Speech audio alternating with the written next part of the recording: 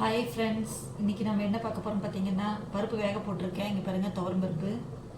இப்போ இன்றைக்கி பூசணிக்காய் சாம்பார் தான் வைக்க போகிறோம். இங்கே பாருங்கள், பூசணிக்காய் எடுத்து வச்சுருக்கேன். இப்போ இதை வச்சு சாம்பார் வைக்கலாம். பருப்பு கழுவி வச்சுட்டேன்.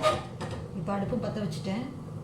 இப்போ இது கூட 3 பல் பூண்டு போட்டுடலாம். பாருங்கள், கொஞ்சம் விளக்கெண்ணெய் ஊற்றிக்கலாம்.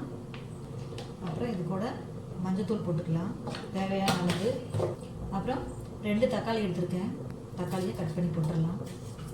விளக்கெண்ணெய் ஊற்றிட்டோம்னா டக்குன்னு வெந்துடும். நம்ம சீக்கிரமாக சமைச்சிடலாம் இருக்கேன். இப்போ இது நல்லா வேகட்டும். ஒரு பக்கம் நம்ம புளியை கொஞ்சம் ஊற வச்சிடலாம். மற்ற வேலையெல்லாம் நம்ம பார்த்துக்கலாம். இப்போ இதுக்கு தேவையான அளவு கொஞ்சம் புளி எடுத்துக்கலாம். கொஞ்சமாக புளி எடுத்துருக்கேன். இப்போ இதை ஊற வச்சிடலாம். கொஞ்சம் சுடுதண்ணி ஊற்றி ஊற வச்சிட்டோம்னா சீக்கிரமாக வெந்துடும். ஃப்ரெண்ட்ஸுங்க, காய்களை இந்த பூசணிக்காயை வெட்டி எடுத்துகிட்டு பார்க்கலாம். ஃப்ரெண்ட்ஸுக்கு பாருங்கள், பருப்பு நல்லா வெந்துருச்சு. இந்த விளக்கெண்ணெய் ஊற்றினோம்ல, சீக்கிரமாக வெந்துருச்சு. அவ்வளோதான், நம்ம இதை கடைஞ்சி எடுத்துக்கலாம்.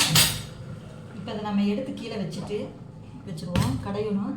அதுக்கு கடையிறதுக்கு முன்னாடி இதை தாளிச்சுட்ருவோம். காயெல்லாம் கட் பண்ணி வச்சுட்டு பூசணிக்காயை, அப்புறம் 4-5 சின்ன வெங்காயம், ஒரு வரமிளகா, ஒரு பச்சை மிளகா, ஒரு கருவேப்பிலை தழை, அவ்வளோதான். இப்போ இதை நம்ம தாளிச்சு கொட்டிடுவோம். ஆயில் ஊற்றிக்கலாம். எண்ணெய் சூடாகிடுச்சு, கடுகு போட்டுக்கலாம். வெங்காயம் சும்மா கொஞ்சமாக போட்டால் போதும். சின்ன வெங்காயம், ஒரு பச்சை மிளகா, கருவேப்பிலை தழை, வரமிளகா ஒன்று, அவ்வளோதான். இதெல்லாம் சேர்த்துக்கலாம். இப்போ லைட்டாக வதங்கி வரும்போது இந்த பூசணிக்காயை நம்ம சேர்த்துக்கலாம். கழுவி தோலெல்லாம் எடுத்துகிட்டு கட் பண்ணி வச்சுருக்கேன். அந்த விதையெல்லாம் எடுத்துடணும். அதை போட்டுக்கலாம். இப்போ ஒரு மூடி போட்டு மூடி வச்சுக்கலாம். இது வதங்கட்டும். நம்ம இந்த பருப்பை கடைஞ்சி எடுத்துட்டு வந்துடலாம். காய் கொஞ்சம் நல்லா வதங்கி வந்துச்சு. இப்போ பருப்பை கடைஞ்சி எடுத்துகிட்டு வந்துட்டேன். இது பருப்பு வச்சுட்டு இந்த வணக்கின காயை கொட்டிடுவோம். கொஞ்சம் இதில் சுடுதண்ணி வச்சுருக்கேன். இந்த பருப்பு மேலே வச்சிட்டோம்னா கொஞ்சம் தண்ணி சூடாயிடும்.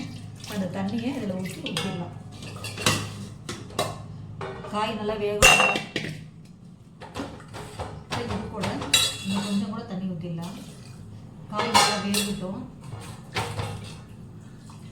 சூப்பராக இருக்குது சாம்பார். இப்போ இது நல்லா வேகட்டும். அதுக்கப்புறம் நம்ம சாம்பார் தூளெல்லாம் போடலாம். இப்போ ஒரு மூடி போட்டு நம்ம மூடி வச்சிடலாம்.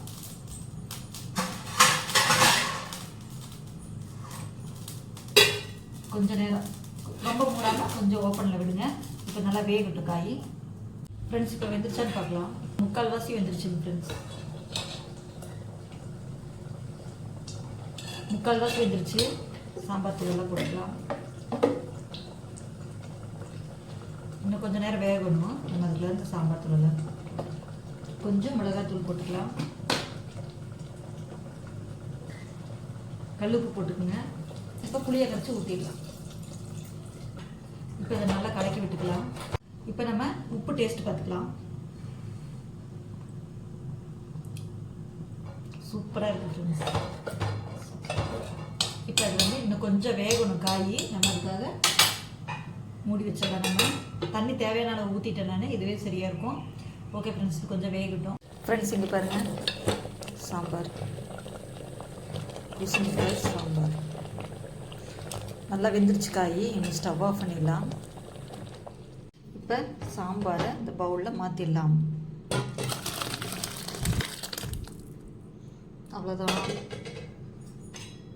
நமக்கு பூசணிக்காய் சாம்பார் தயார். ஃப்ரெண்ட்ஸ், இங்கே பாருங்கள், நமக்கு சாம்பார் ரெடி ஆயிடுச்சா? இதே மாதிரி நீங்களும் ட்ரை பண்ணி பாருங்கள். எப்படி இருக்குன்னு சொல்லுங்கள். வீடியோ பிடிச்சிருந்தா லைக் பண்ணுங்கள், ஷேர் பண்ணுங்கள், சப்ஸ்கிரைப் பண்ணுங்கள். ஓகே ஃப்ரெண்ட்ஸ், பாய்.